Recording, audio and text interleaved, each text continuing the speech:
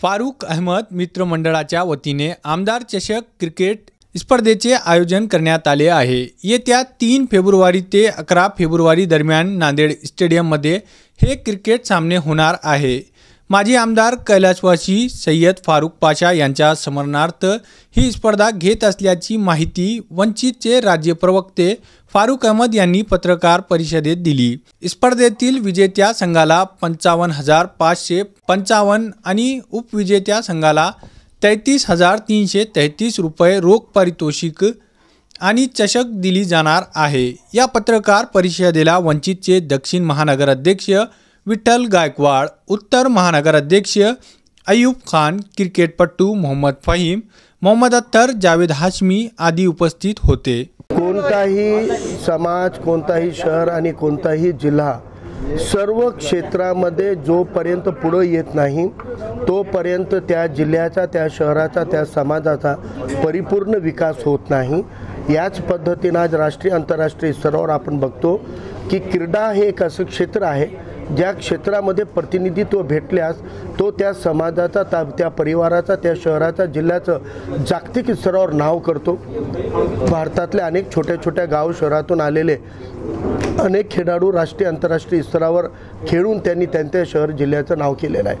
आपला नांदेड जिल्हा मराठवाड्यातला एक असा जिल्हा आहे जे 80-90च्या दशकामध्ये ज्याचे स्टेडियम आंतरराष्ट्रीय स्तराचं स्टेडियम बनला, परंतु क्रीडा क्षेत्राला नांदेडच्या राजकीय सत्ताधाऱ्यांच्या उदासीनतेमुळे कधीही क्रीडा क्षेत्राला वाव मिळाला नाही।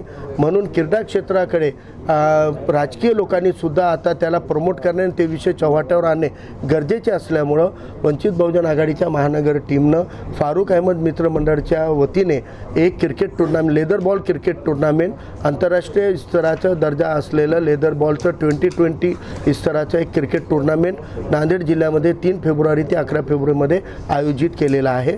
त्या क्रिकेट टुर्नामेंटमध्ये पहिलं बक्षीस 55,555, दुसरं बक्षीस 33,333 राहणार आहे आणि बाकी man of the match, man of the series आणि इंडिव्हिज्युअल बक्षीससुद्धा याच्यामध्ये राहणार आहेत। या टुर्नामेंटचं आयोजन करण्यामध्ये जिमखाना टीमचे जे सिनियर खेळाडू आहेत, जे नांदेड जिल्ह्यामध्ये खेळासाठी आयुष्यपूर्ण त्यांनी वाहून घेतलेलं आहे, ही एक्सपर्ट टीम मॅनेजमेंट कमिटीमध्ये काम करणार आहे आणि सर्व आयोजन हे उत्कृष्ट दर्जाचं नांदेडमध्ये करत असताना आम्ही या चषकाला नांदेड जिल्ह्यानं नेहमी वंचितांना, बहुजनांना, अल्पसंख्याकांना राजकीय प्रतिनिधित्व दिलं होतं आणि सय्यद फारुख पाशा नावाचे आमदार हॅट्रिक करणारे नांदेड जिल्ह्याचे पहिले व एकमेव आमदार होते ज्यांनी कंटिन्यू सतत 3दा निवडून येऊन हॅट्रिक केली होती आणि ती हॅट्रिक करून 3दा लोकांमधून निवडून आले, एकदा MLC झाले, ते विधानसभेचे उपसभापतीसुद्धा राहिलेले आहेत आणि राज्य शिक्षण मंत्रीसुद्धा राहिलेले आहेत।